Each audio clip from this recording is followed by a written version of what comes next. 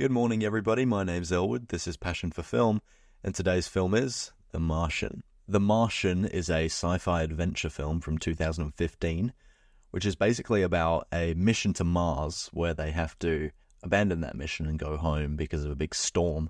But then this astronaut, Mark Watney, gets accidentally left behind, and he's basically alone on Mars, just by himself, and he's got to try and survive, 4 years until they can basically come and rescue him again.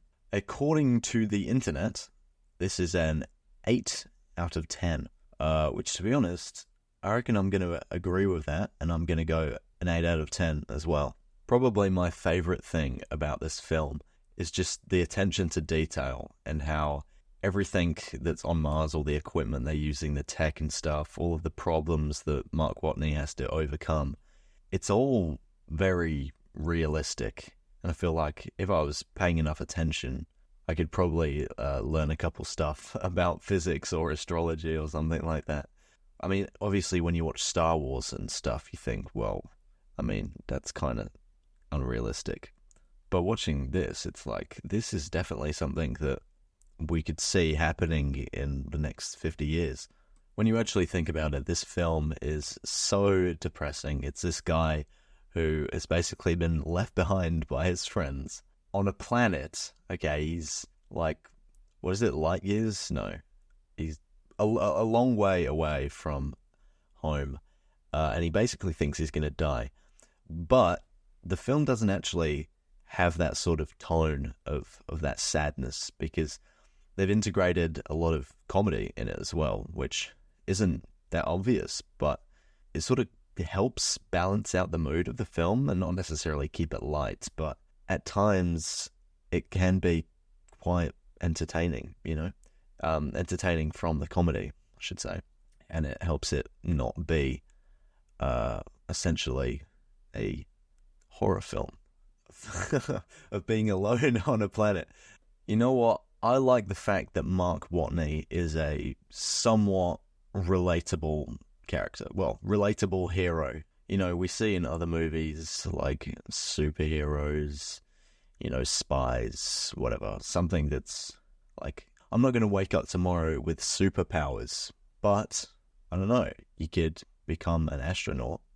That's an achievable thing. He's just a guy who studied for a while, I guess, to become an astronaut. So I just think it's pretty cool to just have a hero who achieves this great feat, who's kind of really just a guy. There's nothing special about him apart from his wits, obviously.